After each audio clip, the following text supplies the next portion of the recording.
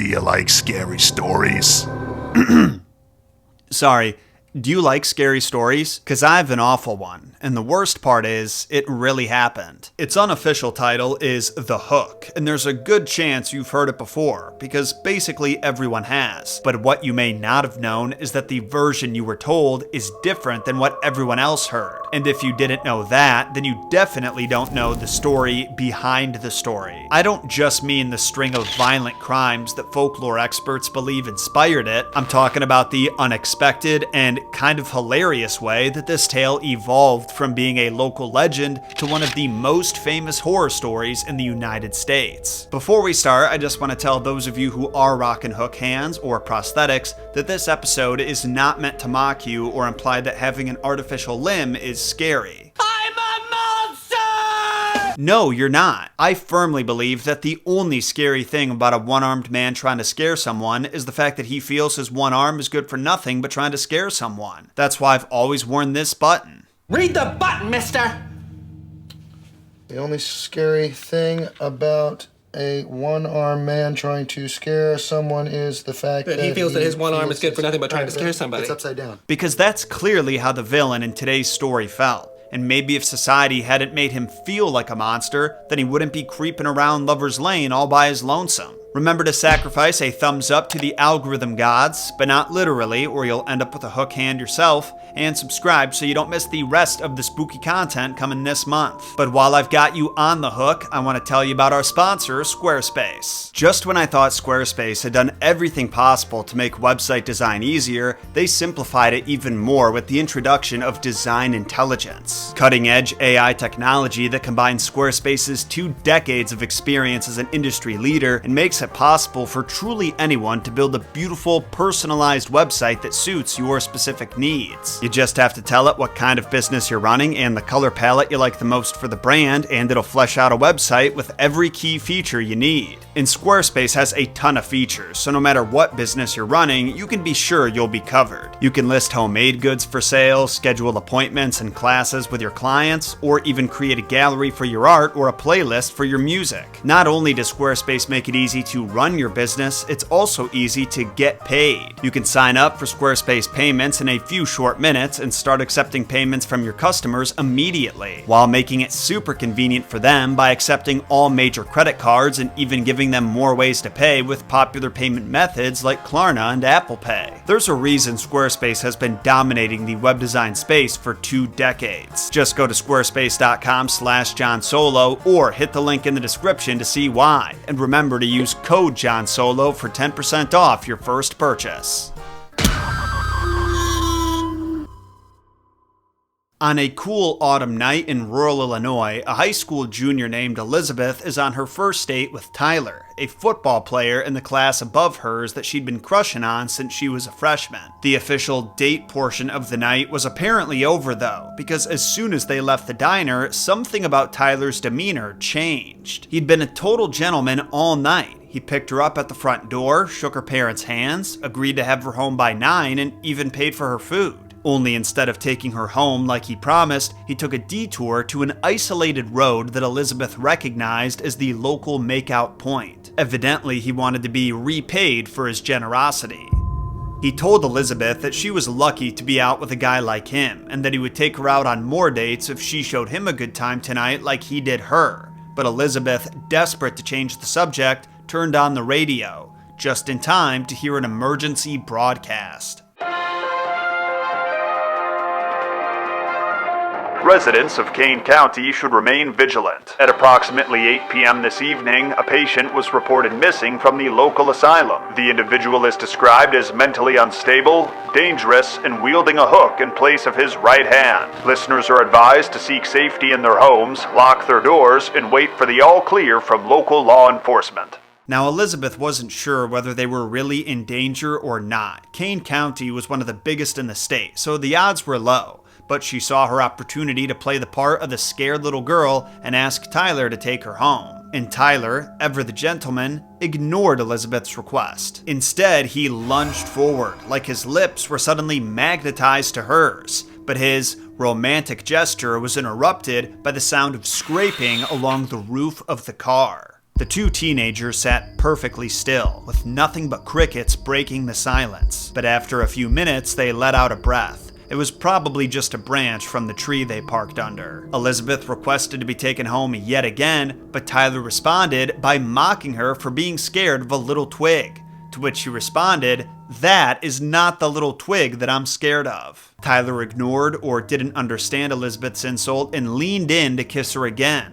And as she leaned back to avoid him, the scratching sound reverberated through the car. Only this time, it came from the passenger side door. Elizabeth felt danger closing in on both sides of her and instinctively screamed at the top of her lungs. At first, she was embarrassed, but when she saw Tyler jump back into the driver's seat, she had no regrets. He put the car in drive, slammed his foot on the gas, and peeled out of Lover's Lane. Tyler was clearly pissed off because he didn't say a word to Elizabeth through the entire drive back. Even when they arrived at her parents' house, he didn't bother to say goodnight. He just got out of the car and stomped over to the passenger side to let her out. At first, she was surprised he would even do that, but then she realized he was just maintaining the gentlemanly facade he put on for her parents in case they were watching. But as Tyler stepped up to the passenger side door, he froze in place, his face completely white. Stuck in the door's handle was a hook.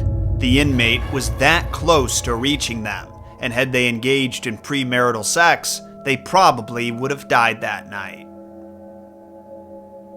Hey, don't laugh. That's really the lesson we're supposed to take away from this. But you know what? We'll get to that, because I'm sure there's a few of you cracking your knuckles and getting ready to comment that I told the story wrong. And you would be right about that, depending on the version you were told. The one I just shared can be found in the first volume of Scary Stories to Tell in the Dark, the classic collection that you probably checked out from your school's library at one point, unwittingly traumatizing yourself for years to come. That was the version I grew up with, but you may have heard it differently, like the characters in I Know What You Did Last Summer, who run through every version of the story in about 1 minute. Okay, the boy goes for help, and the girl stays in the car, and she hears this, like, scratching sound, because the guy's been hung from a tree limb, and his feet are scratching on the roof of the car. No, he's been decapitated, and it's the blood from his severed neck that's dripping on the car, and it's going drip, drip, drip. No, he wasn't decapitated. He was gutted with a hook. I think my work here is done. It was pretty funny, actually. When I started researching for this episode, I was thinking about all the hook-handed characters in pop culture and immediately got overwhelmed with all the IPs I could potentially reference. So I messaged my buddy Zach, who runs CZ's World, one of the best horror channels on YouTube, and I asked him about any standout examples in the horror genre. The first one he mentioned was I Know What You Did Last Summer. You can imagine the look on my face when I watched it that night, only to have all the research I did that day summarized for me in less than 60 seconds. But I should clarify that when Freddie Prinze Jr. says, "Look, you're all wrong," he's absolutely right. The stories his friends share don't technically count as variants of The Hook. They're very similar, but the inclusion of the hook is what sets them apart. And I would argue that's a pretty important detail, because what I noticed during my research is that if the story does end with the death of the couple, or even just the boyfriend, there's no mention of the killer having a hook hand. The stories have a lot of similarities: a couple hooking up in a car in the middle of nowhere, a radio broadcast warning them about a nearby psycho killer, and a creepy sound signifying that danger is afoot. Well, of course it's afoot. It couldn't have been a hand, could it? Now, full disclosure, I may have missed a version or two in my research, but when you think about it, the couple has to survive the encounter in order for it to be a true hook story, because someone needs to be alive at the end to discover the hook. But in the stories they're describing, the dramatic reveal is reserved for the discovery of the boyfriend's body or the psycho waiting on the roof of the car. I couldn't find a single variant where the couple is killed and the psycho is described as having a hook hand. He's just your run-of-the-mill escaped mental patient. Adding the hook hand is just gratuitous. Which raises another important question about a plot hole that I'm sure some of you have already commented about. If the hook-handed man was having so much trouble opening the car door, why didn't he just use his good hand? I hear your question and raise you another. This urban legend portrays a hook-handed man as incapable of doing something as simple as opening a car door. Is that ableist?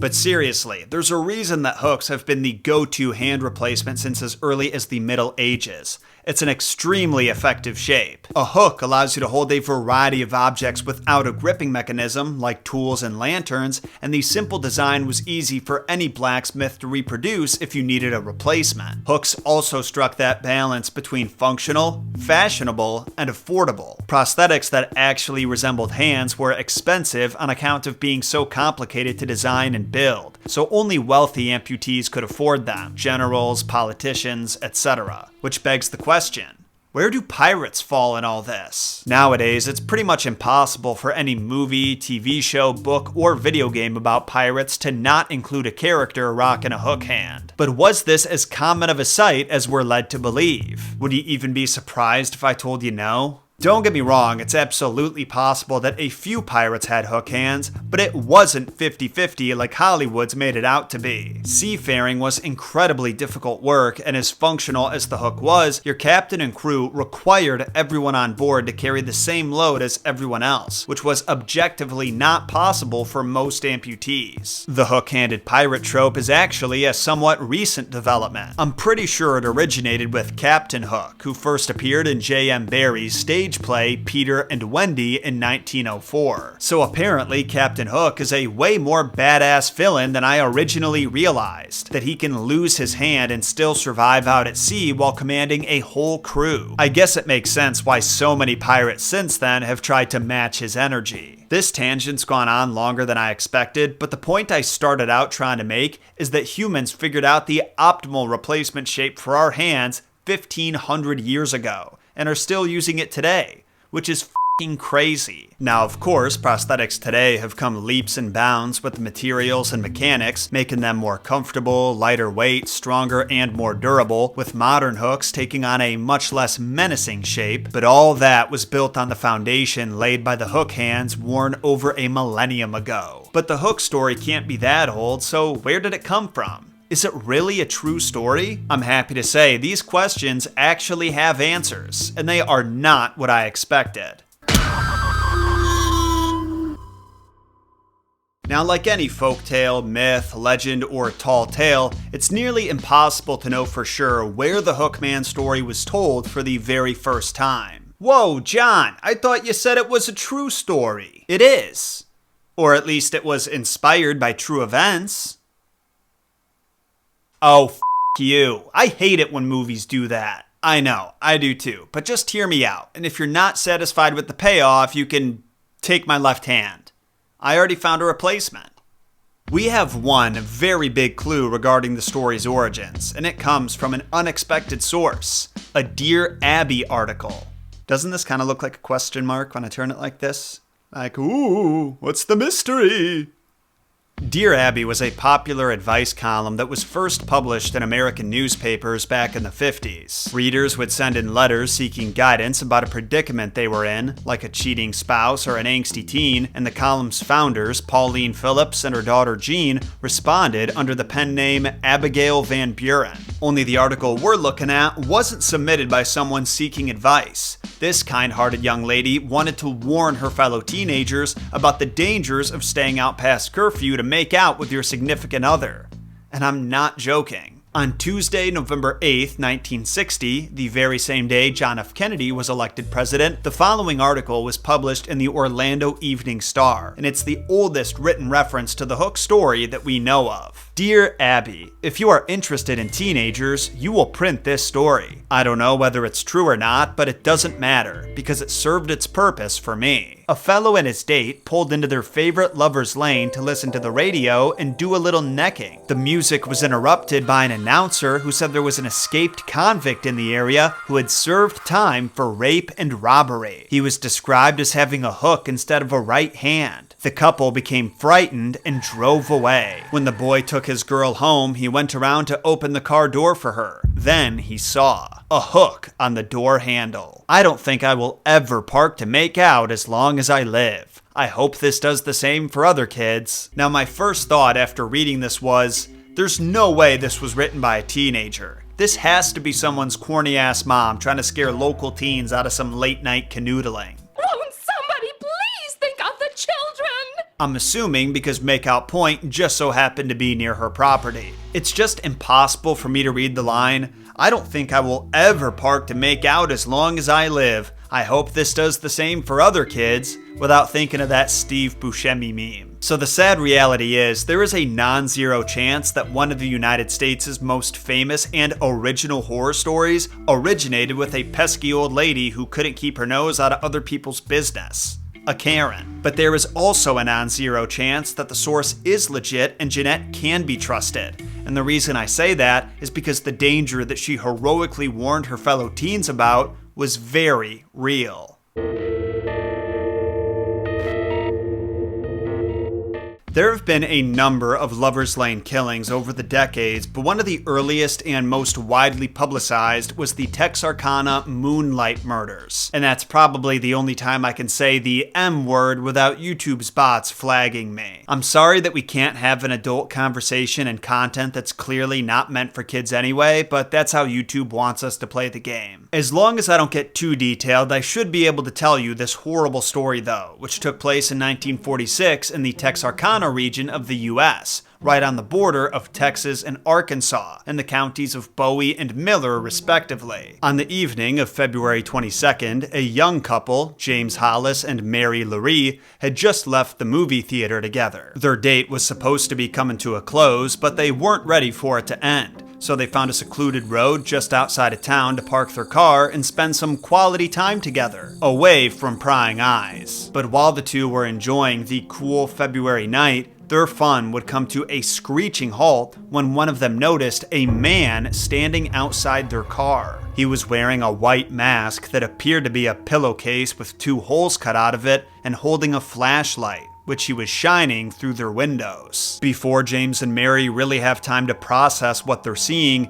the man holds out a gun and demands the couple exit the vehicle. So they comply. Then he orders James Hollis to take off his pants, and not wanting to be shot, James complies. I'm not sure why he wanted James's pants off. Maybe he was just trying to humiliate him, or maybe he was trying to limit his mobility. Either way, after James followed his orders, the man cracked him in the head with his gun twice, fracturing his skull. He then hit Mary with a blunt object of some kind before telling her to run away, only to chase her down and assault her. Miraculously, both Mary and James not only survived the attack, they both managed to call for help. After the assailant left, James regained consciousness and waved down a passing car and told them to contact police. Meanwhile, Mary ran to a house a half-mile away from where she was assaulted, woke up the residents, and convinced them to call the police. Sadly though, by the time the cops showed up 30 minutes later, the attacker was gone, and his next victims wouldn't make it out alive.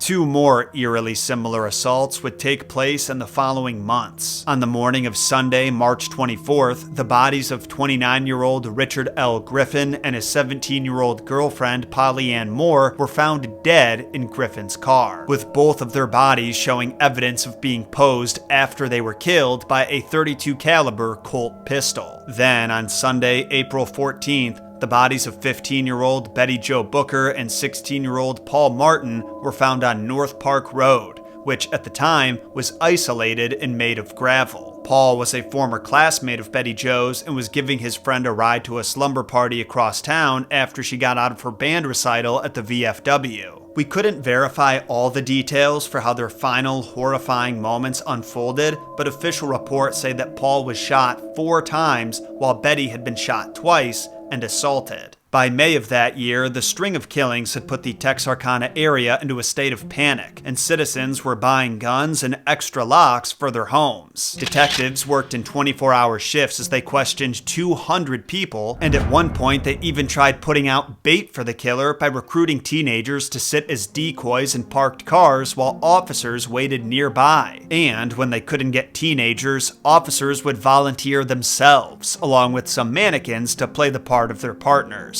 Those many months of detective work only turned up one suspect though, Ewell Sweeney, a man whose criminal record included burglary, counterfeiting, car theft, robbery, and assault. He proved to be just about useless when police arrested him though. He refused to say anything in his interrogations, forcing them to resort to truth serum, which completely backfired when they gave him too much and he passed out. But his wife Peggy was a lot more forthcoming. She told the police straight up that her husband was responsible for the Booker Martin deaths and that she was actually with him on the night of the attack. She gave them details about how the couple was crying, how many times he shot Paul, that he drove Betty Jo to a separate location before taking her life. Her most convincing statements, though, were the verifiable facts that would be impossible for anyone to know unless they'd been there, like that Martin's datebook was thrown into some nearby bushes. So this sounds like an open and shut case, right? Peggy just confessed to one of the murders, which would be enough to lock a repeat offender like Ewell up for life. So why did the case remain unsolved? You're probably gonna hate this, but Peggy used the same excuse that the wives of all criminals use in movies. She refused to testify against her husband in court and couldn't be compelled to under Arkansas law. Apparently, she and Ewell got married only hours prior to her being arrested by the police, just in the nick of time. But this isn't to say that the couple got off scot-free. Peggy Swinney went on to serve time in jail as an accessory to car theft, the stolen vehicle being how they traced her and Ewell down in the first place. Meanwhile, that same car theft was used to hand Ewell a life sentence in a state prison on account of him being a repeat offender. So while the case was never officially closed, it appears to me that justice was served in the end. The case had a widespread and lasting impact, though. Thanks to the national press coverage it received, the threat of something like this happening again haunted the minds of America's lust-filled youth and their parents. But as time went on, human nature did its thing. The story was passed from person to person, the authentic details were conflated with rumors and hearsay, and in less than a few decades, the story evolved from the Texarkana Moonlight Massacre into the local legend that you heard in your youth, the one that took place just down the road, the one that Jeanette warned us about. You could argue the impact was deeper than that, though, because in 1976, a horror movie inspired by the killings was released. Titled The Town That Dreaded Sundown, it was a not very accurate, critically panned popcorn flick. But it has a special place in the hearts of horror fans and even gets referenced in one of the most famous horror films ever made, Scream. God, look at this place. It's the town that dreaded sundown. Yeah, I saw that movie. It's about a killer in Texas, huh? But now's the time where I ask about your experience with the urban legend. Had you heard it before today? And if so, how was it similar or different than the version I shared from Scary Stories to Tell in the Dark? Let us all know in a comment down below. And if you have any suggestions for other scary stories you want me to cover, comment those too. I'll see you all next week with another deep dive into one of the most requested horror stories yet. Until then, my name is John Solo, and remember, John shot first.